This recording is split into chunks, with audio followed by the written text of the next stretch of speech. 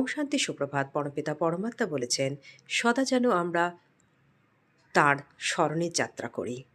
এই স্মরণের যাত্রা করলেই আমাদের আত্মাদের মরচে দূর হবে। তিনি বলেছেন যে অতীতকে যেন আমরা স্মরণ না করি এবং ভবিষ্যতের প্রতি কোনো যেন আশা না রাখি। তিনি বলেছেন যে জীবন ধারণের জন্য যেসব কর্মকর্তব্য আছে সেগুলো নিশ্চয়ই পালন করে যে সময়টা বাঁচবে সেটা যেন আমরা ঈশ্বরীয় স্মরণ করে সেই সময়টাকে সফল করি, সময় নষ্ট না করি।